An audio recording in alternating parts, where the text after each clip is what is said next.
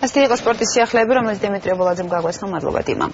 დავით კაკაბაძის ნამუშევრები საქართველოს 2015 წლამდე დატოვებს ცნობილი გამომგონებლის ფერმწერისა და გრაფიკოსის გამოფენა პარიზის მაიოლის მუზეუმში გაიხსნება.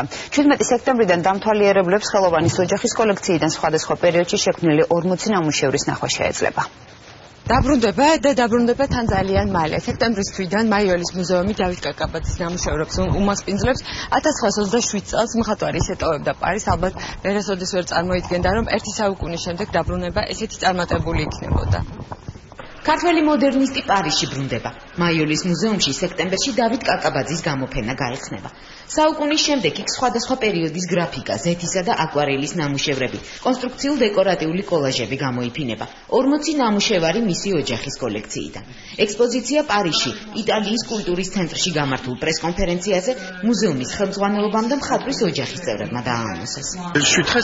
დავით კაკაბაძე საუკუნის დიდ მხატვრებთან ერთად მოღვაწეობდა პარიზში. მისი შემოქმედება ძალიან ახლოსაა მე-20 საუკუნის ფრანგულ ავანგარდთან. ის შესანიშნავად ერწყმის იმ საუკუნის სამხატვრო პეიზერს. ეს გამოფენა მაიოლის მუზეუმში საუკეთესო საშუალებაა, რომ ფრანგულმა პუბლიკამ დავით კაკაბაძე კარგად გაიცნოს. ფაქტიურად მართლა ერთი საუკუნის შემდეგ დაბრუნდება ისევ საფრანგეთში, ისევ პარიზში, ისევ იქ, სადაც დაიწყო ეს ყველაფერი.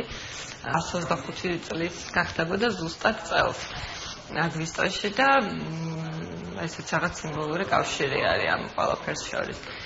1919 წელს დავით კაკაბაძე დამოუკიდებელი საქართველოს მთავრობამ რამდენიმე ახალგაზრდა მხატვართან ერთად პარიზს გაგზავნა.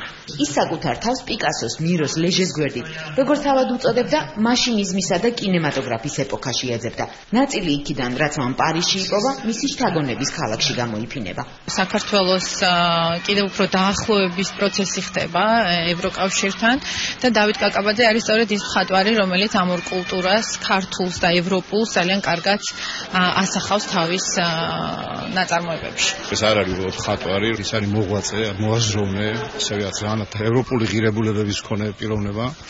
და შესაბამისად ჩვენთვის, ჩვენი ქვეყნისთვის ამის წარმოჩენა პუბლიკის წინაშე, რომ საქართველო არის სწორედ ეს ქვეყანა, სადაც არის ევროპული ფასეულობები და ის გაგება, ასე ვთქვათ, ევროპელობის და ეს თანამედროვე სამყაროს უკვე ამ მხატვარს გააჩნდა. ელეგანტური ხელოვანი და ელეგანტური გამოფენა წარმოგვადგეს ამ წელს პარიზში. აი ბორჯიევის კოლექციასთან ერთად იქნება ეს დღეს და ძალიან მიხარია, რომ სიკვდილე არის ამის ნაწილი.